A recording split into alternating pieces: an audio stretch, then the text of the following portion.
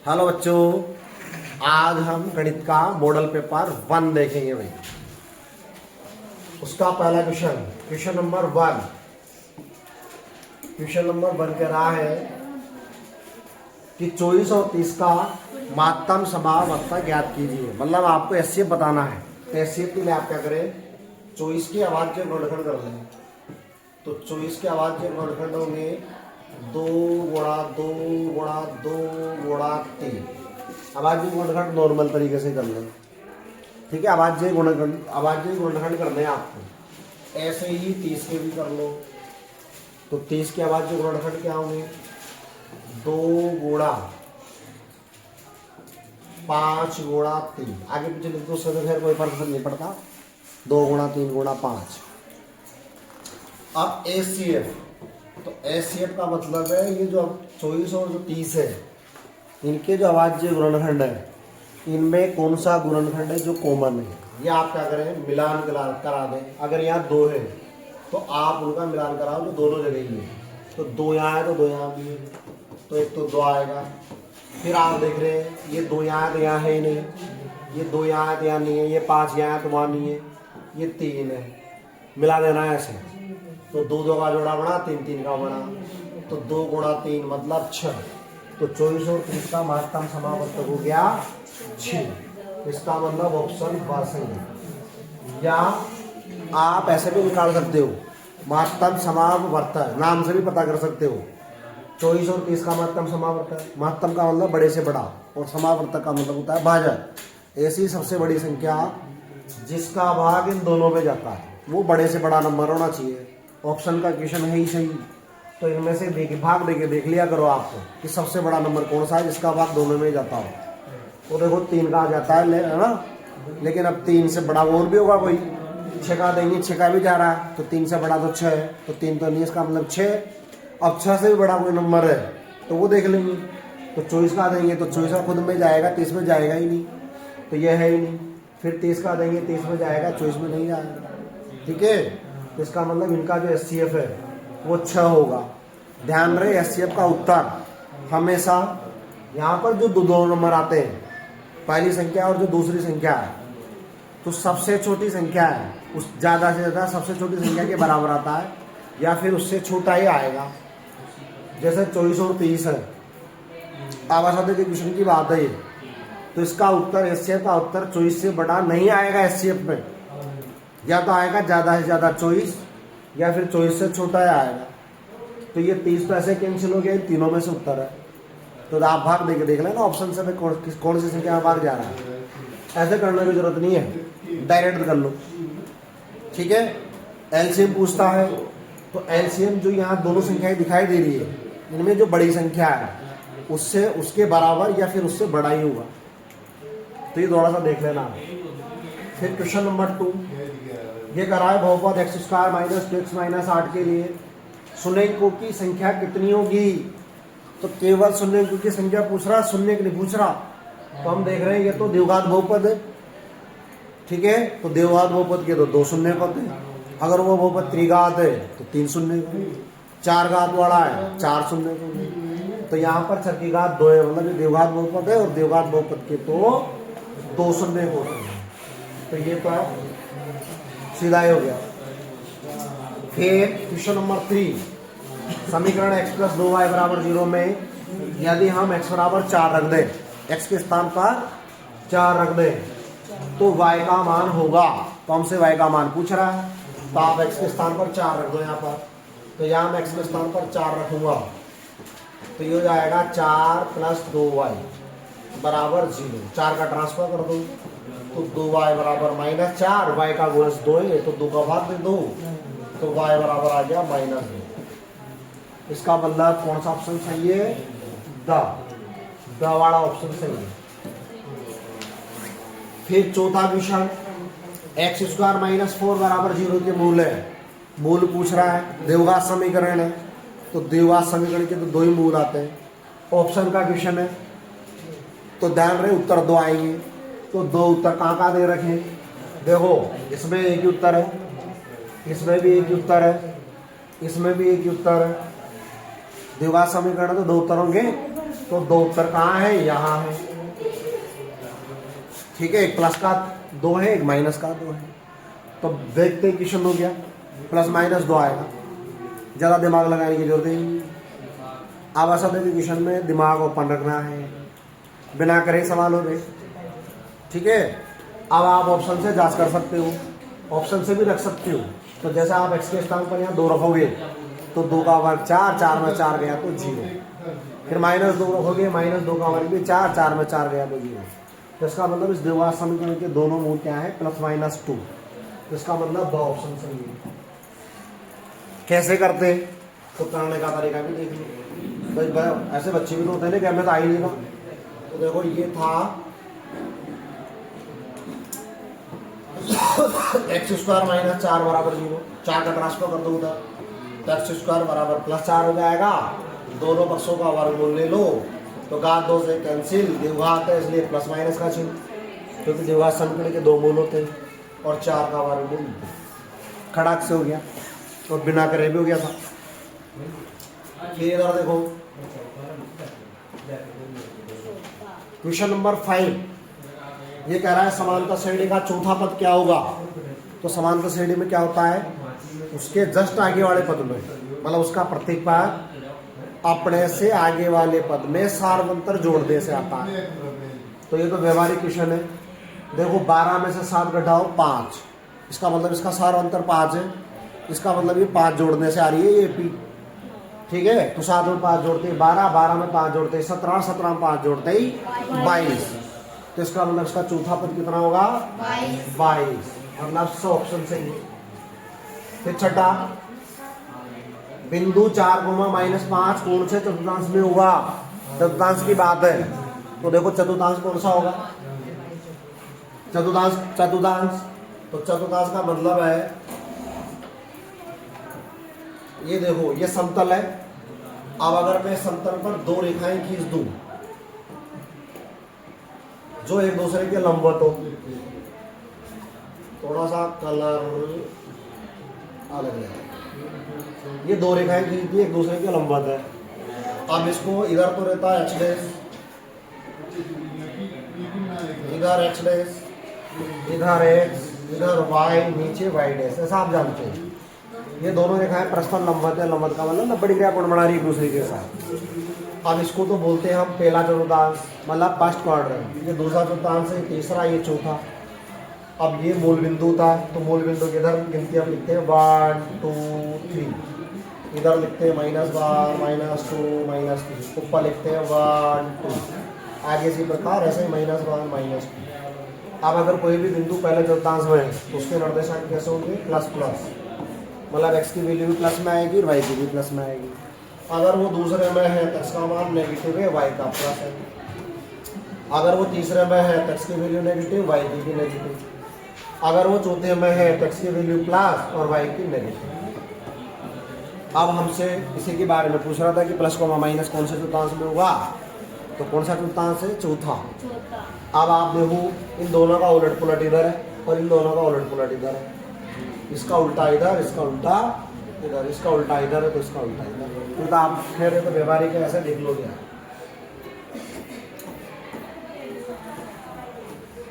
तो 4 -5 कौन से चतुर्थांश में है, चौथे चतुर्थांश में, मतलब 2 ऑप्शन सही है। कोण 0 डिग्री में मान होता है, मतलब कोण 0 डिग्री का मान पूछ रहा है, कोण 0 का, कि कोण 0 डिग्री का मान कितना होता है।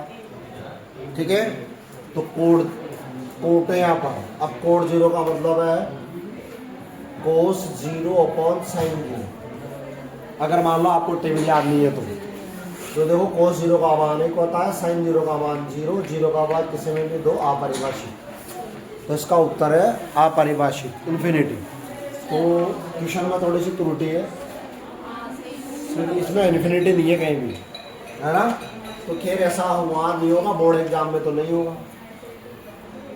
तो मैं इस 0 के स्थान पर ये जो 0 है इसको इन्फिनिटी का साइन बढ़ा देते हैं अपन। इसमें त्रुटि है, मतलब आपके सही लिखा हुआ है, आप वाले में सही है, इसमें गलत है। ओके, यहाँ लिखा हुआ है मतलब इन्फिनिटी। चलो तो फिर सब, हाँ मेरी वाले में गलत है। तो 100 ऑप्शन हो गया। आपकी लिखा हुआ है ना नंद, या ये तो फिर सही है, मेरे में गलत है। तो 100 ऑप्शन सही हो गया। फिर क्वेश्चन नंबर 8, एक वृत्त के प्रत्येक चतुर्थांश के कोण का योग होता है। क्या पूछ रहा है? एक वृत्त के प्रत्येक चतुर्थांश के कोण का योग। तो अभी अभी हमने चर्चा करी थी ना, ये वृत्त है,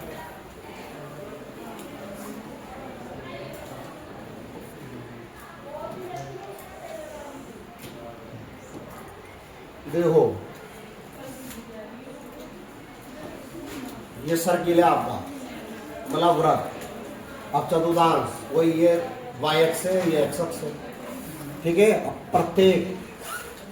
प्रत्येक चतुर्थांश के कोण का योग, ठीक है। तो प्रत्येक चतुर्थांश का मतलब ये चतुर्थांश, पहला चतुर्थांश, फिर दूसरा, तीसरा, चौथा। तो इसके मतलब जैसा पहला चतुर्थांश है, तो पहले चतुर्थांश में जितने भी कोण बनेंगे उन सबके मापों का योग कितना होगा? 90 होगा। सारे की बात नहीं कर रहा, प्रत्येक की लिखा हुआ है ना इसमें, प्रत्येक चतुर्थांश, ठीक है। तो प्रत्येक चतुर्थांश का तो 90, चारों की बात कर लेता तो 360 हो जाता। तो कौन सा ऑप्शन सही है? आ दो उत्तर दे रखे क्या? 1 समकोण, 2 समकोण है, या तुम्हारे में सही है कि ऑप्शन ऐसे लिखे हुए कि सारे? चलो तो इस यहाँ ऐसा करते हैं, 3 लिख देते हैं, है ना, त्रुटि हो जाती है भाई, ठीक है। 1 समकोण होगा तो 2 उत्तर तो नहीं सकते एक साथ, ठीक है। क्वेश्चन नंबर 9, त्रिज्या आर वाले, त्रिज्या कैपिटल आर है वाले वृत्त के उस त्रिज्याखंड का क्षेत्रफल जिसका कोण a डिग्री है निम्नलिखित है। तो यहाँ से देखो आप, त्रिज्याखंड का क्षेत्रफल क्या होता है? त्रिज्याखंड का क्षेत्रफल होता है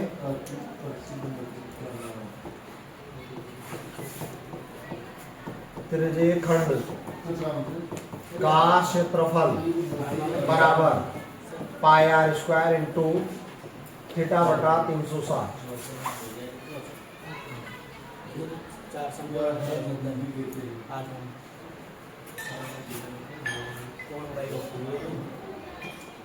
प्रत्येक चतुर्थांश के पूछा हुआ, तो एक वृत्त के प्रत्येक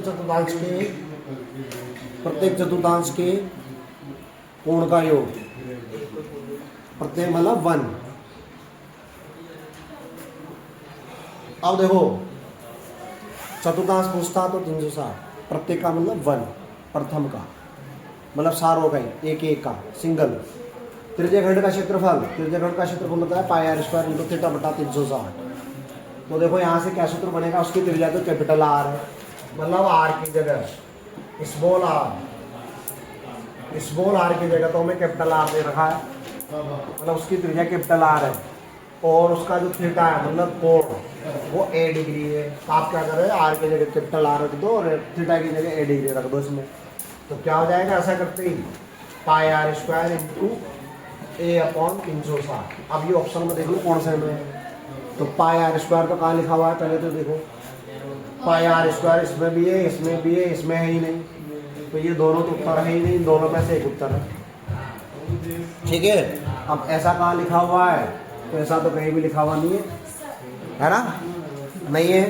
तो उसने क्या किया है, 2 से ऊपर और 2 से नीचे गुणा कर दिया। 2 से तो ऊपर,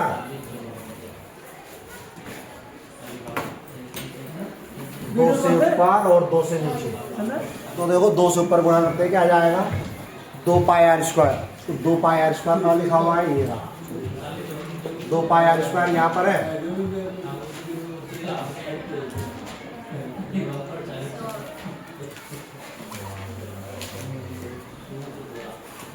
ये 2 पाई आर स्क्वायर यहाँ पर है। फिर 360 को 2 से गुणा करेंगे 720। तो कौन सा ऑप्शन सही है? 7। ये नहीं है, ये बात नीचे ऊपर तो सही था लेकिन नीचे गड़बड़ है। 180 हो गया, उसके आधा और कर दिया। 360 इंटू 2 होना चाहिए था, तो 100 ऑप्शन सही है। तो थोड़ा सा यहाँ देख लेना, आपको सूत्र तो आता है लेकिन आप परीक्षा के अंदर की यार ऐसा जान पहचान वाला दिखाई नहीं दे रहा। अपनी सूत्र आपको आता है तो थोड़ा सा मान रख के जांच कर लेना भाई। सब फिर इसका मतलब प्रोटीएस बन तो मिस्प्रिंट हो जाती है। तो देखो दोबारा देखेंगे अपन, गोले का पृष्ठीय क्षेत्रफल तो वो दे रहा है हमें 324 पाई, ठीक है, वर्ग सेमी। तो मैं नहीं लिख रहा सेमी में को, चलो आपको तो लिखना है। अब गोले का पृष्ठीय क्षेत्रफल का मतलब है 4 पाई आर स्क्वायर बराबर 324 पाई। अब देखो इस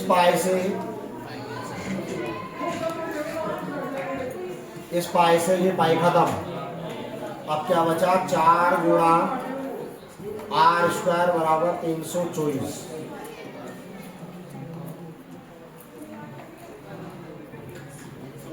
चार का भाग दे दो तो आर स्क्वायर बराबर 324 बटे 4। अब 4 से काट दो तो आर स्क्वायर बराबर 81। दोनों पक्षों का वर्गमूल ले लो तो आर बराबर 9। अब याद हो तो मैंने ऑप्शन से चेक किया था, आर का मान तो 9 आ गया था, ठीक है ना। लेकिन वो क्या है, यहाँ त्रुटि थी अपन, फिर 324 नहीं आ रहा था, तो त्रुटि थी इसलिए तो नहीं आ रहा था उत्तर। तो अपन ने त्रुटि पता कर ली, ठीक है। तो आर की वैल्यू 9 आ गई। अब हमें क्या चाहिए, हमें तो आयतन चाहिए।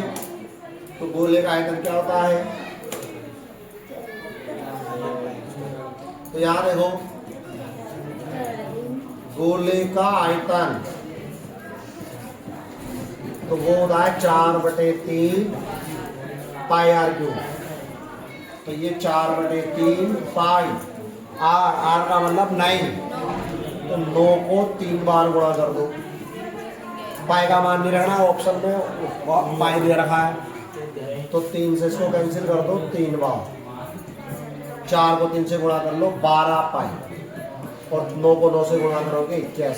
अब दोनों को गुणा कर लो तो पाए तो ऐसे कैसे ही 12 को 1 से गुणा करेंगे 12 हासिल 1, 12 को 8 से गुणा करोगे तो 12 8 96, एक हासिल का चल रहा है 57। तो 972 पाई आयतन है। तो आयतन की इकाई होती है सेमी। तो कौन सा ऑप्शन सही है, ऑप्शन सही है भाई,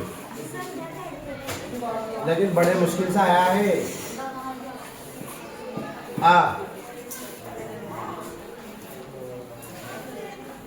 वाला ऑप्शन सही है।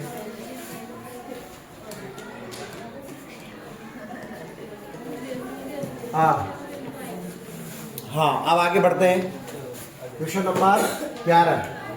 ये करा इनका औसत। औसत का मतलब माध्य, माध्य का मतलब समांतर माध्य। तो ये डायरेक्ट आंकड़े दे रखे हैं, तो हमसे इनका माध्य पूछ रहा है सीधा ही। अब आप लोगों की किताब में तो क्वेश्चन ही कहाँ से आ गया, तो ऐसा आंकड़े है, सीधा आंकड़े ही है बिना वर्ग अंतराल वाले। तो इसका क्या सूत्र था, प्रेक्षणों का 1 प्रेक्षणों की संख्या। ये समांतर माध्य ज्ञात करने का सूत्र है। तो सारे प्रेक्षणों को जोड़ दो, तो सारे प्रेक्षणों को आप जोड़ोगे तो क्या आएगा, माध्य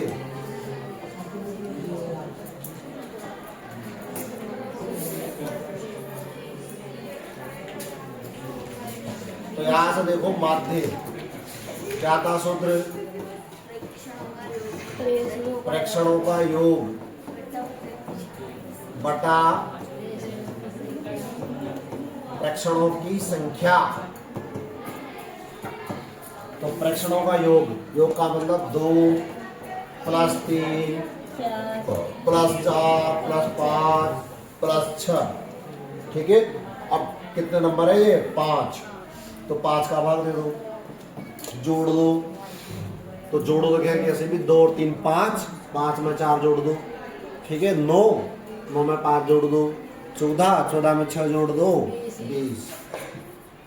तो ये आ गया 20/5 मतलब 4। तो कौन सा ऑप्शन सही है, 7। फिर क्वेश्चन नंबर 12। अब देखो इस साल पहले क्वेश्चन में 12 क्वेश्चन नहीं आई हैं, पिछले साल के पैटर्न के हिसाब से 18 क्वेश्चन आएंगे। अब ऐसा देखिए, पहले में 18 क्वेश्चन होंगे, ठीक है, तो हम तो वर्कबुक का कर रहे हैं। तो देखो एक पासे को फेंकने पर आने वाले कुल संभावित परिणाम होंगे, तो कुल संभावित परिणाम कितने होते हैं? 6। तो कौन सा ऑप्शन है? सर। फिर क्वेश्चन नंबर 2, इसमें 5 क्वेश्चन दे रखे हैं, ठीक है, वहां 6 क्वेश्चन आएंगे, दूसरे में 6 खाली स्थान के आएंगे। तो देखोगे संख्या जो न तो अभाज्य है, ये मेरे में 5 ही, चलो कोई बात नहीं, कोई बात नहीं, 1 2 3 4 5 6, मतलब गिनती में त्रुटि है भाई, गिनती में त्रुटि है, गिनती में 3 2 बार है, 3 2 बार है। अब मैं नीचे ही देख रहा हूँ। 3 को 2 बार लिखिए, उसमें लिखिए एक पासे को, अच्छा इनको गया संख्या जो न तो अभाज्य है और नहीं भाज्य है, कौन सा नंबर है वो? हाँ, संख्या जो न तो अभाज्य सा, ठीक है ना, और नहीं भाज्य।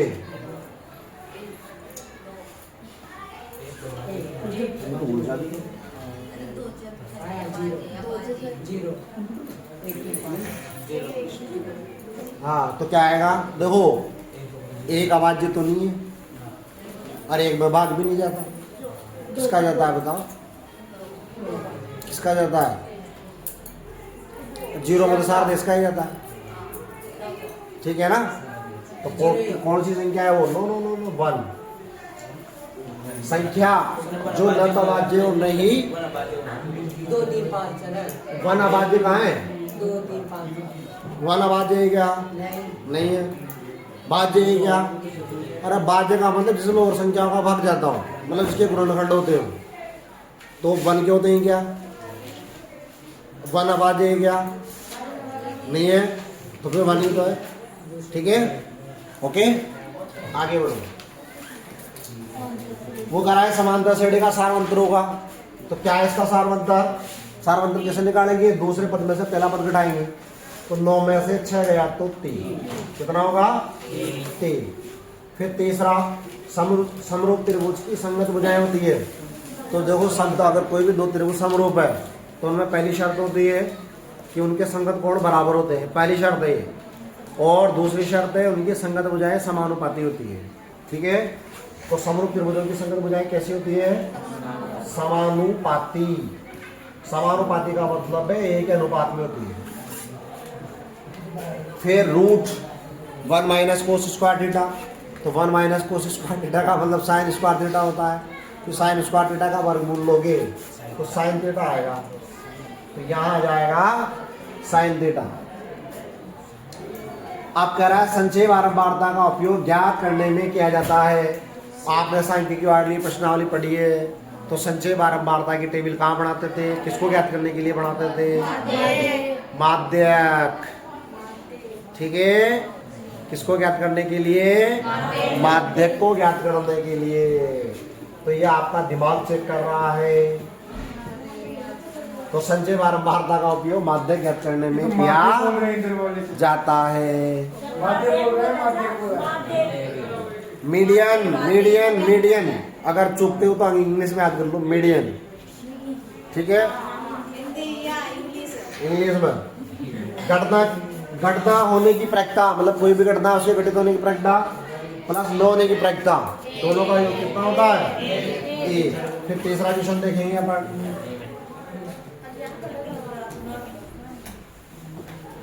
अब तीसरे का पहला, एक देववाद बहुपद ज्ञात करो, ज्ञात कीजिए। देववाद बहुपद ज्ञात करनी अच्छा क्वेश्चन है, जिसके शून्य 1/4, ये माइनस का 1/4 है भाई, चिपक रहा है, चिपक है ना, वो लग रहा है, देखो आपको दिखाई दे रहा होगा, मतलब माइनर मिस्टेक थोड़ी सी, तो माइनस का आपके सही है ना, तो मेरे ऐसा लग रहा है ना, कोई बात नहीं, चलो आपके अच्छी बात है। तो जिसके शून्य दे रखे हैं हमें, अब किताब में शून्य को का योग और शून्य को गुणनफल दे रखा है, तो रट्टा मार के ले जाए परीक्षा में, ठीक है ना। क्वेश्चन को पढ़ना है ध्यान से। तो हमें तो द्विघात बहुपद ज्ञात करनी है ना, क्या करनी है? देवघात बहुपद। तो देवघात बहुपद का ज्ञात करने का आप सूत्र जानते हो, क्या जानते हैं हम? तो देखो मैं बता रहा हूं, यहां से देख लेते हैं हम। देवघात बहुपद, कौन सी बहुपद? देवघात बहुपद बराबर एक्स स्क्वायर माइनस शून्यकों का योग इंटू एक्स प्लस शून्यकों का गुणनफल। तो ये हो जाएगा एक्स स्क्वायर माइनस शून्यकों का योग, तो 1/4 में माइनस का 1/4 जोड़ोगे तो 0 हो जाएगा। तो ये तो 0 हो गया, 0 इंटू एक्स, 0 इंटू एक्स शून्यकों का गुणनफल 1/4 को माइनस 1/4 से गुणा कर दो, तो ये आ जाएगा माइनस का 1/16। ठीक है, हो जाएगा। तो यहां से देखो एक्स स्क्वायर माइनस 0 का कोई मीनिंग नहीं है, आप तो इसको लिख दो, प्लस को माइनस से गुणा करेंगे माइनस 1/16। ठीक है, अब हर में कुछ है तो लघुत्तम लेके हल कर लो। तो लघुत्तम लेके हल करोगे तो क्या आ जाएगा? 16x square minus 1/16। ठीक है, अब हमसे तो देवघात बहुपद पूछ रहा है, तो क्या हो जाएगा? देवघात बहुपद बाहर हर की राशि को छोड़ दो। ठीक है, तो फिर आप उसको मान लिया करो। तो देवघात बहुपद क्या हो जाएगा? 16x square minus 1। ठीक है, जहां चाहो तो आप के बराबर 1/16 मान लो। ठीक है, तो के इंटू भी लिख सकते हो या ऐसे भी लिख सकते हो, तो इसका आंसर आ जाएगा 16x स्क्वायर माइनस 1। ठीक है, आप चाहो तो के इंटू भी लिख सकते हो उसको, और नहीं लिखो तो ऐसे लिख दो। ओके,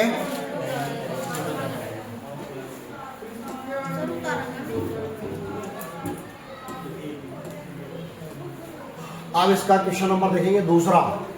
4 तो सेब है और 7 सेब और 4 संतरों का मूल्य जो है 45 रुपये है, मतलब टोटल कुल मूल्य।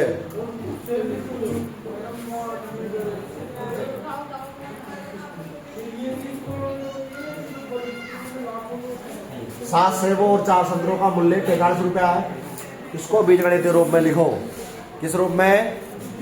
बीजगणितीय। बीजगणितीय का मतलब है XY के पदों में। ठीक है, तो हमें एक सेब का पता नहीं है ना, एक सेब कितने का आया और एक संतरा कितने का आया ये भी पता नहीं है। तो मान लेते हैं एक सेब X रुपये का आता है। कितने का? एक जो सेब है वो X रुपये का आता है, और एक जो संतरा है वो मान लेते हैं Y रुपये का आता है। ठीक है, तो 7 सेबों का मूल्य कितना हो जाएगा? 7x। एक संतरा Y रुपये का आता है, तो 4 कितने का आएंगे? 4y के बराबर 45 बराबर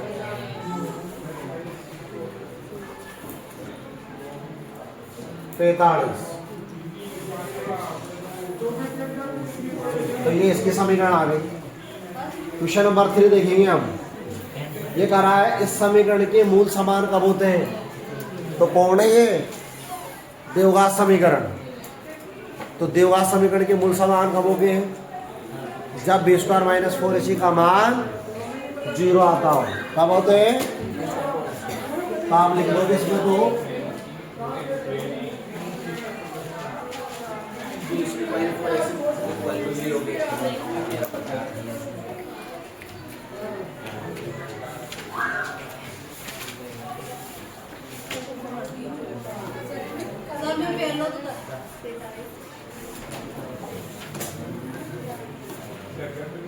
तीसरा तो क्या हो जाएगा? बी स्क्वायर माइनस 4ac बराबर 0 हो। बस इतना सा लिखना है, ज़्यादा नहीं लिखना। ये कह रहा था कि के मूल समान कब होते हैं?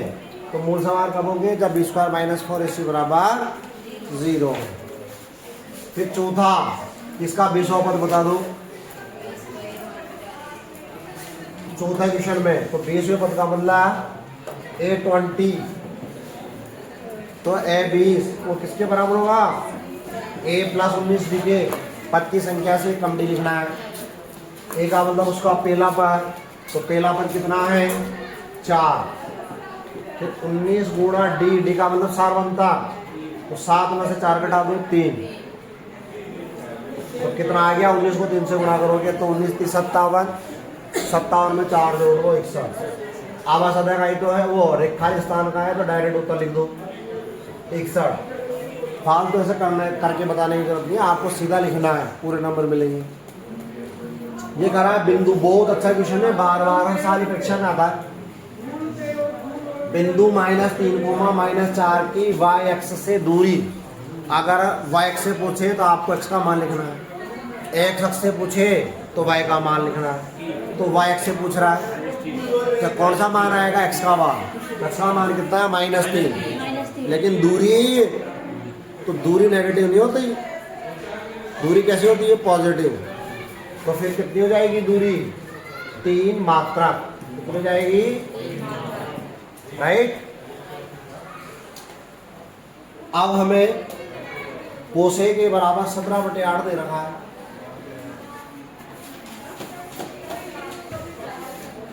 हमें दे रखा है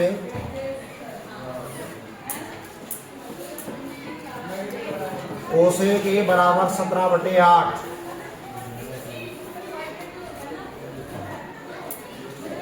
तो टेन आपसे पूछा गया है कि बताइए टेन का मान कितना है। ठीक है, आप कैसे निकालें? तो ये तो या तो आप लाल बेटा कक्का से भी निकाल सकते हो, अगर लाल बेटा कक्का नहीं आता है तो सूत्रों की सहायता से निकाल सकते हो। तो कैसे बताऊं? लाल बेटा कक्का से बता देता हूं। ठीक है, तो कोसे के लाल बेटा कक्का लिख लो ऐसे, LL KKA। यहाँ है अभी हम, तो इसका मतलब ये तो कर्ण है और ये लंब है, इसका मतलब आधार बतानी है तो खाली स्थान का, लेकिन अब निकालना तो पड़ेगा। सूत्र याद है तो सूत्रों की सहायता से तो फटाफट हो जाएगा, लेकिन अब सूत्र याद नहीं है तो फिर लाल बटा का ये बदल ले लो।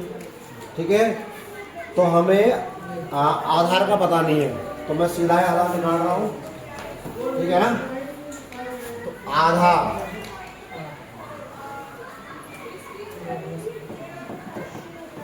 आधार का स्क्वायर बराबर क्या हुआ? कर्ण का स्क्वायर माइनस लंब का स्क्वायर। कर्ण कितना है?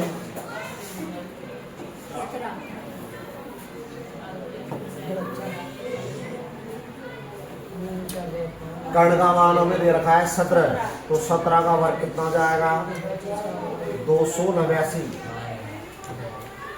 माइनस लंब की वैल्यू 8 है, तो 8 का वर्ग 64।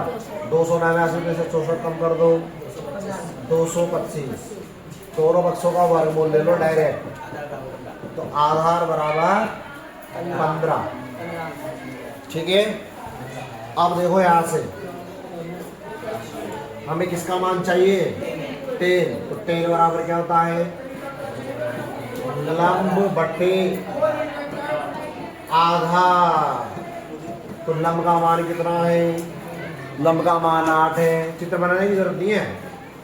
ठीक है ना। अच्छा, आधार भैया कितना है? आधार 15 आ गया, तो लाल बटा का की मदद से लिया। सूत्र याद है तो सूत्र की मदद से भी कर सकते हैं, पर अब यह आपको होना चाहिए।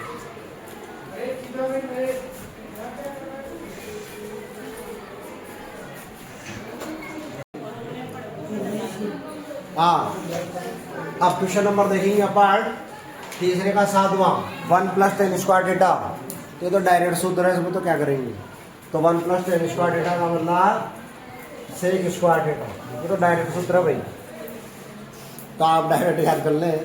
1 + 10 स्क्वायर थीटा बराबर सेक स्क्वायर थीटा। किसी वृत्त में कोण थीटा वाले त्रिज्याखंड के संगत चाप की लंबाई क्या होती है? तो चाप की लंबाई ज्ञात करने का सूत्र लिखना है आपको। तो चाप की लंबाई क्या सूत्र था? वो था 2 पाई आर इंटू थीटा बटे 360। तो ये चाप की लंबाई हो गई। मतलब आपका 8वां क्वेश्चन भी कंप्लीट हो गया। 9वां क्वेश्चन ये कह रहा है आधारभूत आनुपातिक प्रमेय का कथन लिखिए। आधारभूत आनुपातिकता प्रमेय का मतलब है हमसे तेज प्रमेय का कथन कह रहा है कि उसका कथन लिख के बताओ क्या कहता है वो। तो देखो भाई ये कथन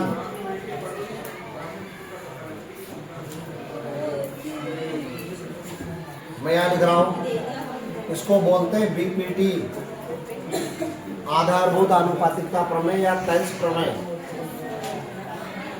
ठीक है, क्या कहता है ये आप लिख लो।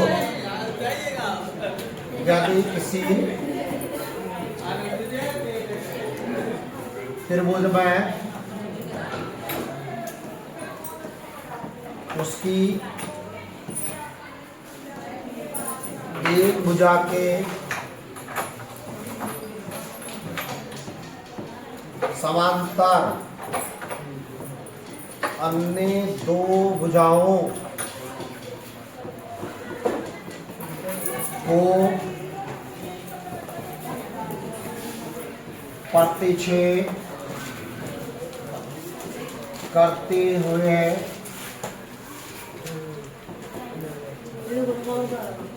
कोई रेखा खींची जाए, अन्य दो भुजाओं को प्रतिच्छेद करते हुए कोई रेखा खींची जाए तो यह अन्य दोनों भुजाओं को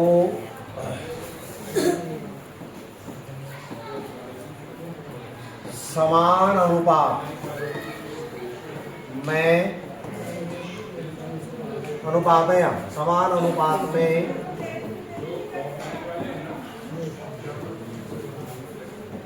विभाजित करती है।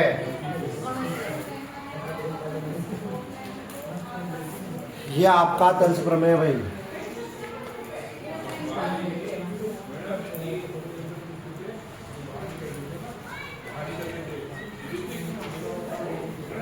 छठी प्रश्नावली का क्वेश्चन है, पहला ही प्रमेय तंज प्रमेय।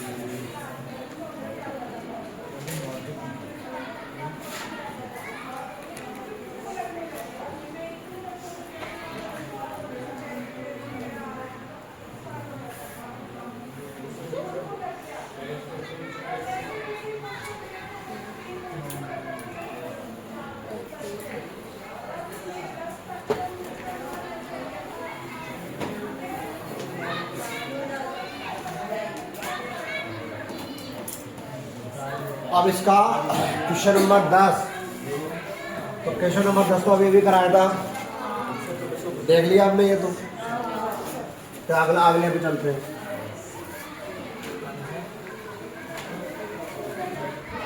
दो क्वेश्चन और करेंगे। निम्न आंकड़ों का माध्यक लिखिए। अच्छा क्वेश्चन है। निम्न आंकड़ों का माध्यक, माध्यक का मतलब बीच का, जो भी बीच में है वही उत्तर है। लेकिन उसके लिए शर्त है कि उनको आप या तो आरोही क्रम में जमाएं या आरोही क्रम में जमा है, ऐसा नहीं है डायरेक्ट ही बीच में देख लो। तो आप या तो आरोही क्रम में जमा दें या आरोही क्रम में व्यवस्थित करें। तो आप यहाँ पर सबसे छोटा नंबर देखेंगे, तो सबसे छोटा नंबर है 22, फिर 23, 23 के बाद है 25, फिर 26, 26 के बाद 28, फिर 28 के बाद 30,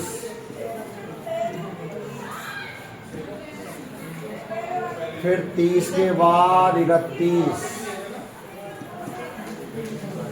31 के बाद 32, ऐसा काट दिया करो, उससे क्या है त्रुटि नहीं होती फिर देखने में। फिर 32 के बाद 34, फिर 34 के बाद 35, यहाँ लिख देता हूँ। अब गिन लेते हैं सम विषय में क्या है। 1 2 3 4 5 6 7 8 9 10 सम है भाई। तो सम का मतलब है कि अगर सम में है तो आप क्या करें, जितने इधर छोड़ो उतने उधर छोड़ दो, फिर जो भी बीच में मिल जाए मतलब बीच के पकड़ने और उनको जोड़ के 2 का भाग दे देना है सम हो तो। और विषम में तो डायरेक्ट मिल ही जाता है। तो 4 मान तो इधर के छोड़ दो, 4 इधर के छोड़ दो, तो ये दोनों चोर बीच में है ये, तो इन दोनों को जोड़ दो। 28 में 30 जोड़ दो, 28 में 30 जोड़ोगे 58, 58 का आधा कर दो 27, वो 29, 29। ठीक है, इनका माध्य कितना आ गया 29। तो आपको डायरेक्ट लिखना है कि लिखना ही तो है 29 आ गया। ओके, 12वां, एक सिक्के को उछाले जाने पर आने वाले कुल संभावित परिणाम होंगे। एक सिक्के को उछाले जाने पर आने वाले कुल संभावित परिणाम, तो सिक्के को उछालोगे तुम तो या तो हेड आता है या टेल, तो कुल संभावित परिणाम कितने आएंगे 2। अब बाकी क्वेश्चन नेक्स्ट दे देंगे। ओके।